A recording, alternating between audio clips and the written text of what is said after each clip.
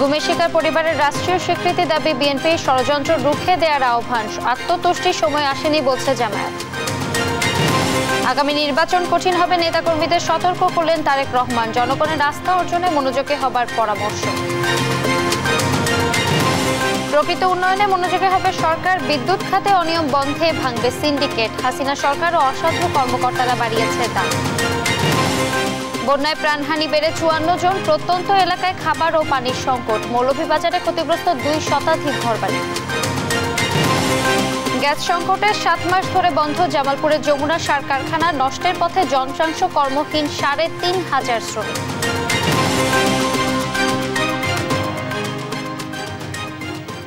দেখছিলেন শিরোনামগুলো, সংবাদ সকালের সঙ্গে আছি আমি ফারজানা আলীনা। গুমের শিকার ব্যক্তিদের রাষ্ট্রীয় স্বীকৃতি দিয়ে তাদের ভাতার ব্যবস্থা করতে অন্তর্বর্তী সরকারের প্রতি আহ্বান জানিয়েছেন বিএনপির মহাসচিব মির্জা ফখরুল ইসলাম আলমগীর। জাতিসংঘের অধীনে গেল 16 বছরের সব গুম খুনের তদন্তের উদ্যোগ নেওয়ার দাবি তার। বিস্তারিত সাইফুল রিপনের প্রতিবেদনে।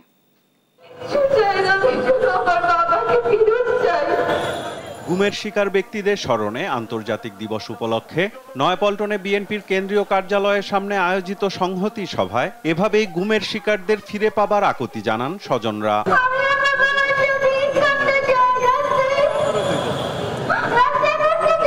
গেল 16 বছরে গুমের শিকার ব্যক্তিদের তথ্য প্রকাশের পাশাপাশি জড়িতদের আন্তর্জাতিক আইনে বিচারেরও দাবি জানান তারা।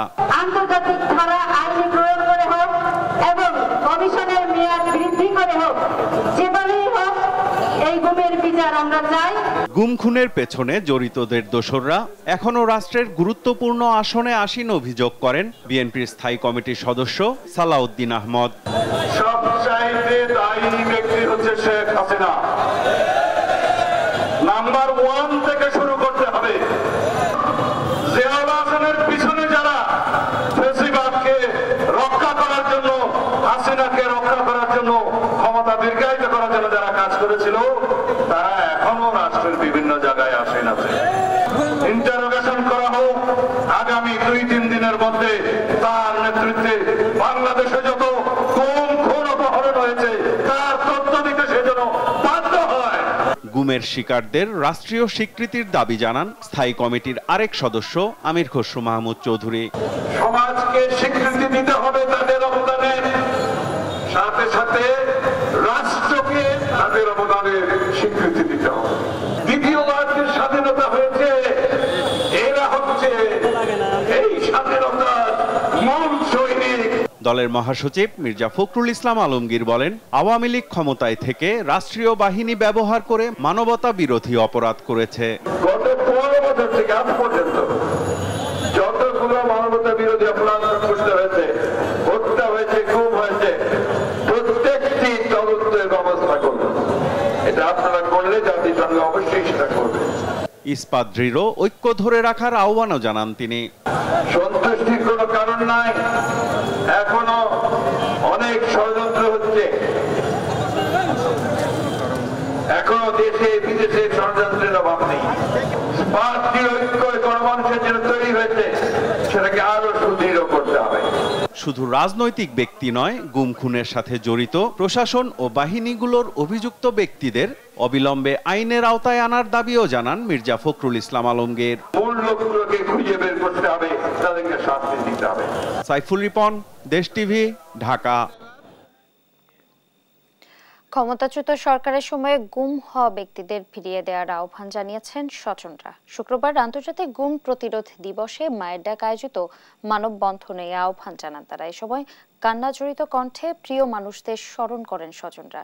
সবাইকে ফিরে পেতে অন্তর্বর্তী সরকারকে বিশেষ অনুরোধ জানায় প্রতিটি পরিবার। মাজহারুল ইসলামের রিপোর্ট। আমি ছোটবেলা থেকে বড় হয়ে গেছি, আমি আমার বাবাকে দেখিনি।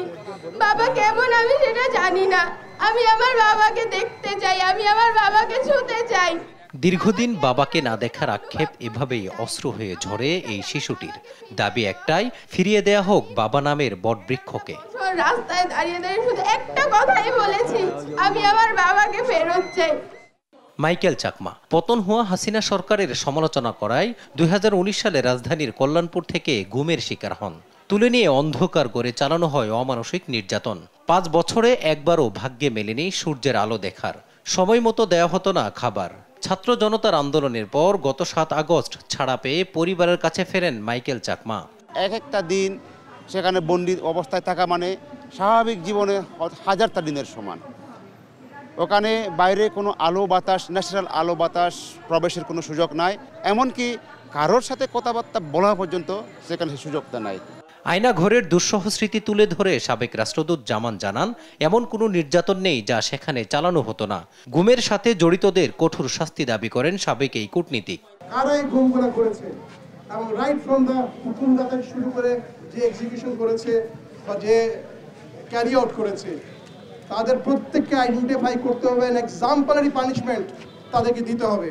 এ সময় গুম হওয়া ব্যক্তিদের সন্তান ও আত্মীয় স্বজনেরা দ্রুত পরিবারের কাছে ফিরিয়ে দেওয়া সহ দোষীদের শাস্তি দাবি করেন তারা। প্রত্যেকটা থানা, প্রত্যেকটা হসপিটালে আমরা আমার বাবার খোঁজ করছি, কিন্তু কোথাও কোনো খোঁজ পাওয়া যায়নি আমার বাবার। আইন শৃঙ্খলা পরিচয় দিয়ে গুম করা হয়েছে। আমার মা প্রেস ক্লাবের সামনে অনেকবার অজ্ঞান হয়ে পড়ে, কিন্তু আমরা আদৌ পর্যন্ত 8 বছর ওর কোনো খোঁজ খবর পাইনি। আমাকে সবাই বলতেছে তোমার তো বাবা মারা গেছে। আমার বাবা মারা গেছে, মারা যাওয়া কি আমি জানি না, এখন আমি জানি বাবা মারা যাওয়া কি 8 বছর বাবা ছাড়া। এরই মধ্যে গুম হওয়া ব্যক্তিদের ফিরিয়ে দেওয়া সহ বিচার নিশ্চিতের জন্য আন্তর্জাতিক গুম প্রতিরোধ সনদে স্বাক্ষর করেছে ডক্টর ইউনূসের নেতৃত্বাধীন অন্তর্বর্তী সরকার।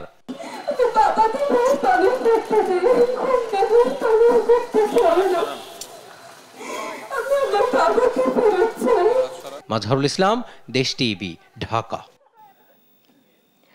ছাত্র জনতার আন্দোলনকে ভুলুণ্ঠিত করতে জামায়াত শিবিরকে নিষিদ্ধ করা হয়েছিল বলে মন্তব্য করেছেন বাংলাদেশের জামায়াতে ইসলামীর আমির ডক্টর শফিকুর রহমান।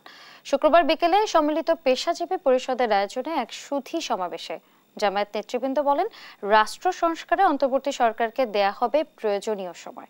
আরো জানাচ্ছেন শাহিদুজ্জামান সাকিব। বিভিন্ন পেশার মানুষদের নিয়ে শুক্রবার বিকেলে সুধী সমাবেশের আয়োজন করে জামায়াতের অঙ্গ সংগঠন সম্মিলিত পেশাজীবী পরিষদ, ঢাকা মহানগর উত্তর। রমনার ইঞ্জিনিয়ার্স ইনস্টিটিউশনের এ সমাবেশে জামায়াতের আমির ডক্টর শফিকুর রহমান বলেন, বিগত স্বৈরাচার সরকারের আমলে সবচেয়ে বেশি রোষানলের শিকার হয়েছে জামায়াত। নেতৃবৃন্দের ঘর বাড়ি ধ্বংস করার জন্য তৎকালীন জুলুমবাজ সরকার তারা বুলডোজার চালিয়েছিল। ছাত্র জনতার অভূতপূর্ব এই আন্দোলনের সময় দিশাহারা হয়ে এই সরকার জামাত ইসলামীকে নিষিদ্ধ ঘোষণা করে এবং তার সাথে ইসলামী ছাত্র শিবিরকেও নিষিদ্ধ ঘোষণা করে। অসৎ উদ্দেশ্য নিয়েই তারা এটা করেছিল যে এই সময় এই কাজ করলে জামাতে ইসলাম, ইসলামী ছাত্র শিবির বিক্ষোভে ফেটে পড়বে আর তারাও তাদের সর্বশক্তি নিয়ে আকাশ পাতাল সব দিক থেকে ঝাঁপিয়ে পড়বে। আন্দোলনের গতিপথ পরিবর্তন হয়ে যাবে, ছাত্র জনতার এই আন্দোলন ব্যর্থতায় পর্যবসিত হবে। জামাত তাদের পাতা ফাঁদে পা দেয়নি। এখনো সংকট কাটেনি দাবি করে জামায়াত আমির বলেন, দেশের আকাশে শকুনের ঘোরাঘুরি চলছে, তাই আত্মতুষ্টিতে ভোগা ঠিক হবে না। বাংলাদেশের মানুষকে হয়তো আরো অনেক ত্যাগ স্বীকার করতে হবে। আল্লাহ তাআলার কাছে দোয়া করি সকল ত্যাগের বিনিময়ে আমাদের দেশটাকে যেন আল্লাহ তাআলা পরিচ্ছন্ন করে দেন। প্রত্যেকটি পরিবার থেকে শুরু করে রাষ্ট্রের সর্বোচ্চ চূড়া পর্যন্ত সুবিচার কায়েম হবে ইনশাআল্লাহ। এই সুবিচার কায়েম না হওয়া পর্যন্ত স্বাধীনতা বারবার অর্জন করলেও তার স্বাদ ভোগ করা আমাদের পক্ষে সম্ভব হবে না। জামায়াতের ঢাকা উত্তরের আমির মোহাম্মদ সেলিম উদ্দিন বলেন, অন্তর্বর্তীকালীন সরকার কিছু মৌলিক সংস্কার করবে, এর মধ্যে বিভিন্ন পক্ষের দাবি দেওয়ার বোঝা চাপিয়ে দেওয়া অনুচিত। দাবি বাস্তবায়নের সরকার এই সরকার বোধহয় নয়। এই সরকার কিছু মৌলিক সংস্কার শেষে as early as possible তারা জাতিকে জানাবেন ইনশাআল্লাহ এবং তারা নির্বাচনের আয়োজন করবেন। দেশ গড়তে সকল শ্রেণী পেশার মানুষকে এগিয়ে আসার পাশাপাশি অন্তর্বর্তী সরকারকে সংস্কারের জন্য প্রয়োজনীয় সময় দেওয়ার কথা জানান জামায়াত নেতারা। শাহিদুজ্জামান সাকিব, দেশ টিভি, ঢাকা। আগামী নির্বাচন কঠিন হবে জানিয়ে জনগণের আস্থা অর্জনে নেতাকর্মীদের কাজ করতে নির্দেশনা দিয়েছেন বিএনপির ভারপ্রাপ্ত চেয়ারপারসন তারেক রহমান। বলেন, নির্বাচনের ফলাফলের জন্য বিএনপি সবসময় জনসমর্থনের উপর নির্ভরশীল। শুক্রবার রাজশাহীর একটি হোটেলে মতবিনিময় সভায় এসব কথা বলেন তিনি। জেলা ও মহানগর বিএনপির আয়োজিত সভায় ভার্চুয়ালি যুক্ত হন তারেক রহমান। জনগণের আস্থা নষ্ট করে এমন কাজ না করতে নেতাকর্মীদের প্রতি আহ্বান জানান তিনি।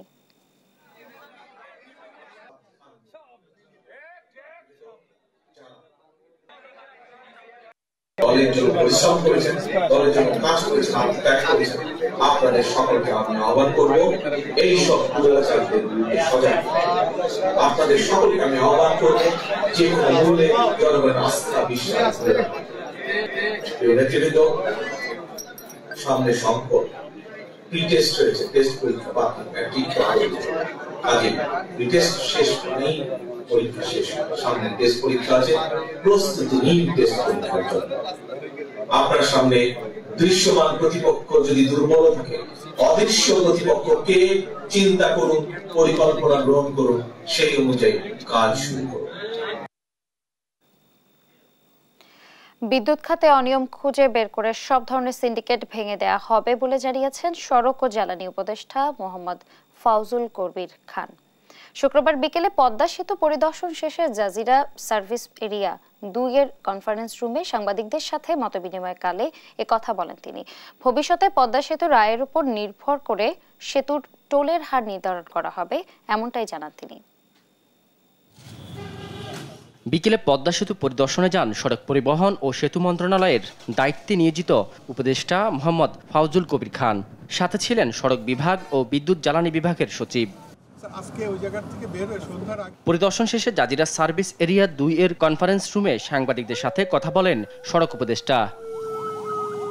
এ সময় তিনি সরকারি প্রকল্পে সিন্ডিকেট ভেঙে দেওয়ার হুঁশিয়ারি জানান। বিদ্যুৎ বিভাগের প্রকল্প, এটা তো উনিই পাবেন। আচ্ছা, এটা সড়কের প্রকল্প আছে, এটা তো ওরাই পাবে। কিংবা এটা কি বলে জ্বালানির প্রকল্প, এটা তো পাবে। এটা ব্রিজের প্রকল্প, এটা তো ওরাই পাবে। তো এখন আমরা এটা ভাঙতে চাই। সরকারের পক্ষে কোনো জিনিস আমদানি করতে চান, তাদেরকে আমরা অনুরোধ জানাবো যে আমরা একটা নতুন বাংলাদেশে আমরা এসেছি এবং এখানে কোনো পৃষ্ঠপোষকতা হবে না কারো। সে সময় তিনি বিদ্যুৎ খাতের অনিয়ম তুলে ধরেন। হাসিনা সরকার ও অসাধু কর্মকর্তারা বিদ্যুতের দাম বাড়িয়েছে বলেও জানান তিনি। বাংলাদেশ এনার্জি রেগুলেটরি কমিশনের মাধ্যমে ওখানে সবাই গণশুনানি হবে, যেখানে কনজিউমার্সরা যাবে, সবাই যাবে, আলোচনা করে একটা বিদ্যুতের মূল্য স্থির হবে। কিন্তু সরকার একটা করে একটা সংশোধনী, কত 34 ক না 34 ক সংশোধনী এনে বলে যে না, সরকারই নির্ধারণ করবে। তো মানে ব্যাপারটা আমরা আর মামুরা, মানে আমরা এখান থেকে বেশি দামে জিনিস করবো, আপনারা বিদ্যুতের দাম বাড়াই দেবেন, বাস তাহলে হয়ে যাবে। ভবিষ্যতে পদ্মা সেতুর আয়ের উপর নির্ভর করে সেতুর টোলের হার নির্ধারণ করা হবে বলেও জানান সড়ক উপদেষ্টা। সেতুর টোল থেকে আয়। শাহাদাত নিশাদ, দেশ টিভি, শরীয়তপুর। নোয়াখালীতে ধীরে ধীরে নামছে বন্যার পানি। কুমিল্লায় গোমতী নদী বিপদসীমার নিচে প্রবাহিত হলেও অপরিবর্তিত আছে বন্যা পরিস্থিতি। এর মাঝে বাড়ছে পানিবাহিত রোগবালাই। এদিকে বৃষ্টিতে অবনতি হয়েছে লক্ষ্মীপুরের বন্যা পরিস্থিতির। আর ফেনীতে বন্যায় ব্যাপক ক্ষতির মুখে পড়েছেন খামারিরা। সহকর্মীদের পাঠানো তথ্য চিত্রে টুম্পা আফরোজের ডেস্ক রিপোর্ট। লক্ষ্মীপুরে বাড়ছে বন্যার পানি। নোয়াখালী ও ফেনী থেকে আসা বানের পানিতেই মূলত বন্যার অবনতি হচ্ছে। এছাড়া বৃষ্টিপাত অব্যাহত থাকায় বাড়ছে পানি। ডাকাতিয়া নদী, রহমতখালী নদী ও ওয়াবদা খালে বাঁধ দিয়ে মাছ চাষ ও যত্রতত্র বাড়িঘর ও দোকান নির্মাণের কারণে পানি নামার গতি খুবই কম। সব মিলে প্রায় 100-র উপরে আমরা বাঁধ কেটে দিয়েছি যেন পানিগুলা দ্রুত নিষ্কাশিত। বাঁধ বলতে আপনার খাল এবং ব্রিজের মধ্যে চালি দিয়ে, তারপরে আপনার জাল দিয়ে পানির প্রবাহটাকে বাধাগ্রস্ত করা হচ্ছে। কুমিল্লায় প্লাবিত হচ্ছে নতুন নতুন গ্রাম। দুর্গম এলাকায় ত্রাণ না গেলেও চুরির ভয়ে ঘর ছাড়ছেন না পানিবন্দীরা। এদিকে দুর্গত এলাকায় বিশুদ্ধ পানির অভাব ও নিরাপদ স্যানিটেশনের অভাবে দেখা দিয়েছে নানান রোগবালাই। গ্রামে গ্রামে যারা দেয় আনফেরার মতন এই খানা ভাত আর যেটা নিয়ে আসবে স্কুল বিলে লই যায়, ওইটা লুটতরাজ করে তারা ভিতরে দিতে চায় না। তারপর আমরা এখান থেকে আমরা সোনাইশার গ্রাম থেকে এখানে আপনারা দিতে আসেন, আমরা খাইতে আসি। অসুস্থ যারা তারা ভাড়াই দিয়েছি অন্য খানো। কাপ্তাই বাঁধের 16টি গেট 1 ফুট করে খোলা রাখার পরও অব্যাহত পাহাড়ি ঢলে এখনও কাপ্তাই হ্রদে খুব বেশি পানি কমেনি। এতে হ্রদ তীরবর্তী প্রায় 18,000 মানুষ এখনও পানিবন্দী রয়েছে। লংগদু, নানিয়ারচর, বরকল, জুরাছড়ি ও সদর উপজেলার নিম্নাঞ্চল পানিতে নিমজ্জিত হয়ে পড়েছে। ঘর দুয়ার সব ডুবে গেছে। এখন দ্রুত যদি পানিটা চলে যায় তাহলে আমরা একটু সুযোগ সুবিধা করতে পারি। আমরা খাবার চলার তো অনেক অসুবিধা। কেউ বাড়িঘর সারি গেছে, কেউ আছে। মাছাং করে আসছি, রান্না বান্না করে কোনো বেলা খাইতে পারি, কোনো খাইতে পারি না, কোনো রকম আছি আর কি। আমরা কিছুই পাই নাই এবং কেউ আসে নাই দেখতে, বাচ্চা কাচ্চা নিয়ে কষ্টে আছি। নোয়াখালীতে ধীরে ধীরে কমছে বন্যার পানি। জেলা পানি উন্নয়ন বোর্ড বলছে নোয়াখালীতে 3 সেন্টিমিটার কমেছে বন্যার পানি। বৃষ্টি না হলে পানি ধীরে ধীরে কমবে বলে জানিয়েছে পাওবো। এ অবস্থায় বিশুদ্ধ পানি ও ঔষধ জরুরি বলে মনে করছেন স্থানীয়রা। টুম্পা আফরোজ, নিউজ ডেস্ক, দেশ টিভি। মৌলভীবাজারে বন্যার পানি নামার সঙ্গে সঙ্গে ভেসে উঠেছে ক্ষতচিহ্ন। অনেকেই হারিয়েছেন তাদের একমাত্র মাথা গোজার ঠাঁই, বসত বাড়ি। সেসব ঘর সংস্কারের মতো প্রয়োজনীয় অর্থ নেই অনেক পরিবারের। এমন পরিস্থিতিতে অসহায় দিন কাটছে কমপক্ষে 200 পরিবারের। সহকর্মী সালে এলাহি কুটির তথ্যচিত্রে ফারিহা ইসলামের ডেস্ক রিপোর্ট।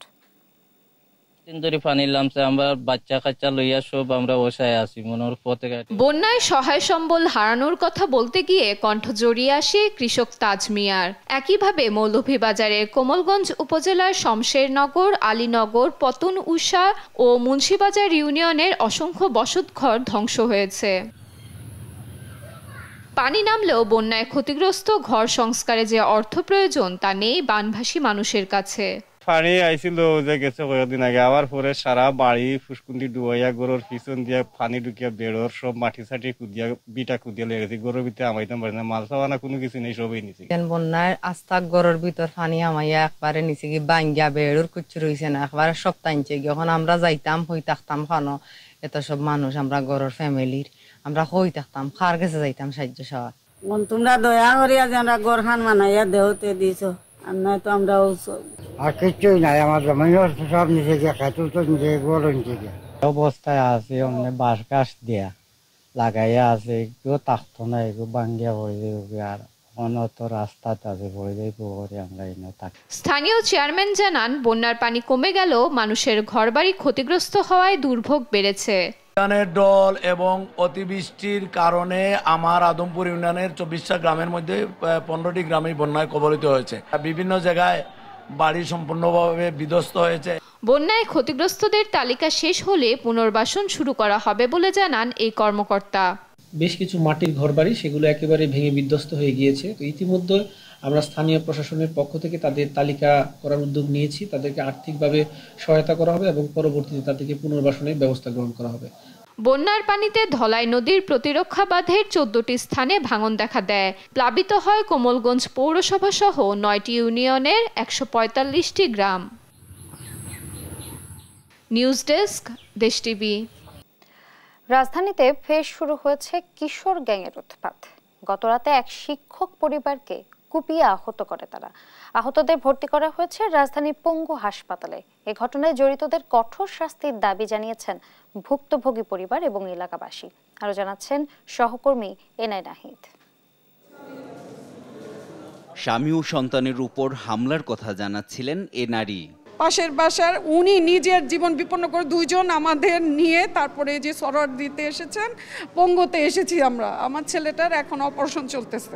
শুক্রবার রাতে রাজধানীর মোহাম্মদপুরের চাঁদ উদ্যানের 1 নম্বর রোডের 6 নম্বর বাড়ির সামনে এলাকার কিশোর গ্যাংয়ের হামলার শিকার হন ইউসেফ স্কুলের প্রধান শিক্ষক নূর মোহাম্মদ তালুকদারের পরিবার। বাইরে কল্লা দিয়ে দেই আমার 8তলা সারের কোপাইতে আছে, 8তলা মাস্টার সাহেবের কোপাইতে আছে। ভুক্তভোগীদের অভিযোগ, বিয়ের দাওয়াত খেয়ে সপরিবারে বাসায় ফিরছিলেন শিক্ষক নূর মোহাম্মদ। এ সময় 20 জনের একদল কিশোর গ্যাংয়ের সদস্য তাদের উপর আকস্মিক হামলা চালায়। এ সময় গুরুতর আহত হন ছাত্র আন্দোলনে অংশ নেয়া বিশ্ববিদ্যালয় শিক্ষার্থী সওগাত নূরও। তারা অন্যায় করবে, আমরা কোনো কথা বলতে পারবো না। এই জন্য কি আমরা দেশ স্বাধীন চাচ্ছি? আমরা চাচ্ছি এর একটা সুষ্ঠু বিচার হোক। আমরা এই গ্যাং চাই না, আমরা একটা সুন্দর পরিবার চাই। পরে তাদের উদ্ধার করে চিকিৎসার জন্য ঢাকার পঙ্গু হাসপাতালে নেয় স্থানীয়রা। এরা হচ্ছে একটা সংঘবদ্ধ চক্র। এইজ হচ্ছে কারো 13 থেকে শুরু করে 17 পর্যন্ত এইজ, একদম টিনএজার এরা। এবং এরা হচ্ছে কেউ ঘুরে ফ্রেশ আর কেউ ঘুরে অস্ত্র নিয়ে, কেউ কারো ঝামেলা হলে বাদবাকিরা ব্যাকআপ দেয়। এই সিস্টেমে এরা কাজগুলো করে এবং খুব দ্রুত সরে পড়ে। কিশোর গ্যাংয়ের উৎপাতমুক্ত শান্তিময় সমাজ চান এলাকাবাসী। কিভাবে আমরা বাঁচবো, কিভাবে স্বাধীন দেশে স্বাধীনভাবে বাঁচবো, এইটা চাই। এনআই নাহিদ, দেশ টিভি, ঢাকা। দেশে ধর্ষণ এবং যৌন সহিংসতায় জড়িতদের দ্রুত দৃষ্টান্তমূলক শাস্তি সহ ১৩ দফা দাবিতে পদযাত্রা করেছে নারীরা। গতরাতে শাহবাগ থেকে সংসদ ভবন পর্যন্ত এই পদযাত্রা করে তারা। এ সময় তারা বর্তমান সরকারের কাছে নিপীড়ক সায়েম সোবহান আনভীর, শাফাত আহমেদ সহ সব নারী নিপীড়কদের বিচারের জোরালো দাবি জানান। এনএন নাহিদের রিপোর্ট। ধর্ষণ বিরোধী আন্দোলনে রাতে রাজপথে গানে গানে নারীকে শেকল ভাঙ্গার আহ্বান জানান শিল্পী শায়ান। মার ভয়ে দুষ্ট লোকের পরাণে কাঁপু কাজ, সাহস করো মা বোনেরা। শুক্রবার রাতে শাহবাগ থেকে সংসদ ভবন পর্যন্ত পদযাত্রায় অংশগ্রহণ করেন নারীরা। পদযাত্রা শেষে মানিক মিয়া সড়কে সমাবেশ এবং প্রতিবাদী অবস্থান কর্মসূচি পালন করে তারা। এ সময় ধর্ষণ, নিপীড়ন, নির্যাতন, যৌন হয়রানি রোধে সরকারকে কার্যকর পদক্ষেপ নেয়ার আহ্বান জানান আলোকচিত্রী শহীদুল আলম সহ অন্যরা। নারী অধিকার ও মানুষের অধিকার, সেই অধিকার থেকে যদি কেউ বঞ্চিত হয় তাহলে সেটার ক্ষেত্রে প্রতিবাদ করা একেবারেই বৈধ। শেকল ভাঙ্গার পদযাত্রা যাতে নারীদেরকে দোষারোপ না করা হয়, বরং যারা কিনা অপরাধী তাদেরকেই যাতে, তাদের বিরুদ্ধেই যাতে আমরা যাতে বিচারটা পাই। সুরক্ষা এবং নিরাপত্তা সহ নিপীড়নের শিকার নারীর যে কোনো বিচারিক হয়রানি বন্ধের দাবি জানান অংশগ্রহণকারীরা। যখন মুনিয়া হত্যা হলো, মুনিয়া ধর্ষণ ও হত্যা মামলায় আনভীরকে দায়ী করা হলো আর আনভীরকে প্রধান আসামি করা হলো, এরপরে এখন পর্যন্ত আমরা কিন্তু সেটার কোনো অগ্রগতি দেখি নাই এবং এই বছরই সেই মামলা কিন্তু খারিজ হয়ে গিয়েছে এত তথ্য প্রমাণ থাকা সত্ত্বেও। আমরা বিভিন্ন সময় বিভিন্ন রকম কমেন্ট শুনে থাকি যে নারীর পোশাক উস্কানিমূলক, নারীর চলন বলনের ঠিক নেই, ওর সাথে এরকম তো করাই উচিত, এরকম নানান ধরনের মন্তব্য আমরা শুনে থাকি সমাজে। এই নারী হিসেবে মানুষ যেন নারী হিসেবে আলাদা করে না দেখে, এই প্রশ্নটাই যেন মানুষের মাথায় আর না আসে, এটাই চাই।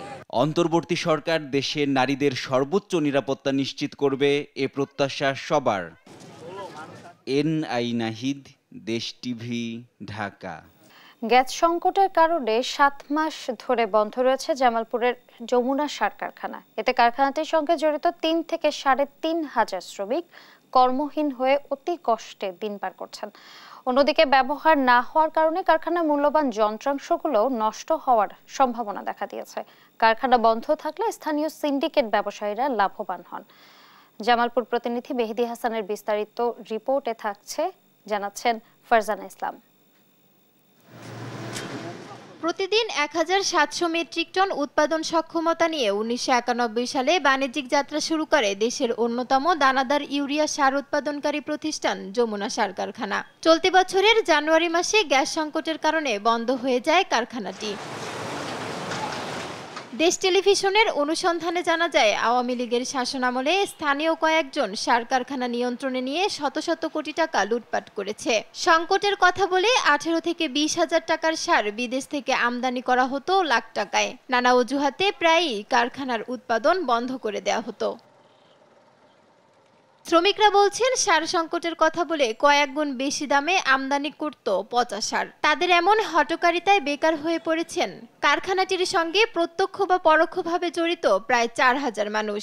এখানে 300-400 গাড়ি সবসময় পড়ে থাকে, তো আমাদের শ্রমিকরা কেউ রাজমিস্ত্রির জোগালি দেয়, কেউ হকারির কাজ করে, আমরা শ্রমিকরা ভাত পাই না। সরকারের কাছে আবেদন, এই আমাদের এই মিলটা এই তাড়াতাড়ি এই মিলটা যত তাড়াতাড়ি পারে এই মিলটা সরকারের কাছে আবেদন করি আমরা মিলটা আমাদের চালু করুক। সার উৎপাদন কোনো কিছু হইতেছে না, আমরা না খেয়ে বই হয়েছি জায়গায় জায়গায় ড্রাইভার হেলবার নেবার আগে চলা অকুলান হয়ে গেছে গা। সংসার নিয়ে কি করবো, পোলাবান লেখার করতে পারে না, অশান্তির মধ্যে বেড়ে আছে। কারখানার আশেপাশে পড়ে আছে শত শত ট্রাক। অতি মূল্যবান যন্ত্রাংশগুলো পুরোপুরি নষ্ট হওয়ার পথে। এতে হাজার কোটি টাকা ক্ষতির শঙ্কাও কর্তৃপক্ষের। এইটাও আমরা কি বলতে পারি না, কারণ গ্যাসের সাপ্লাই কখন হবে, মানে অ্যাভেলেবল হবে, এটাও তো আসলে আমরা বলতে পারি না, বুঝছেন। কেমিক্যাল ইন্ডাস্ট্রিতে দীর্ঘদিন বন্ধ থাকলে আপনার এই যন্ত্রপাতি যেটা আছে আমাদের মেশিনারি, গ্যাসের, এগুলো ক্ষতি হওয়ার সম্ভাবনা থাকে। হ্যাঁ, সম্ভাবনা থাকে এবং এই জিনিসগুলো আসলে ভালো রাখা খুব ডিফিকাল্ট হয়ে যায়। পরবর্তীতে দেখা যাচ্ছে যে চালু করতে গেলে তখন আমাদের বিভিন্ন রকম সমস্যা আসবে। গ্যাস সংযোগ দিয়ে অতি দ্রুত সময়ের মধ্যে কারখানাটি চালুর দাবি করেছেন জেলার সব কৃষক ও কারখানার কর্মচারীরা। নিউজ ডেস্ক দেশ টিভি। গাজা জুড়ে অব্যাহত ইসরায়েলি হামলায় প্রাণ হারিয়েছেন আরও কমপক্ষে 12 ফিলিস্তিনি। শনিবার সংবাদ মাধ্যম আল জাজিরার বরাতে এই তথ্য প্রকাশ করেছে উপত্যকাটির সিভিল ডিফেন্স কর্তৃপক্ষ। দক্ষিণাঞ্চলের খান ইউনুস থেকে অন্তত 9টি মরদেহ উদ্ধার করা হয়েছে বলে জানায় গাজার সিভিল ডিফেন্স। এদিকে ফিলিস্তিনি স্বাস্থ্য কর্তৃপক্ষের তথ্য অনুযায়ী পশ্চিম তীরে জেনিনে ইসরায়েলি হামলায় আহত হয়েছেন 3 চিকিৎসক। তবে ইসরায়েলের দাবি হামাস কমান্ডার উইসাম হাজিমকে হত্যা করেছে তারা।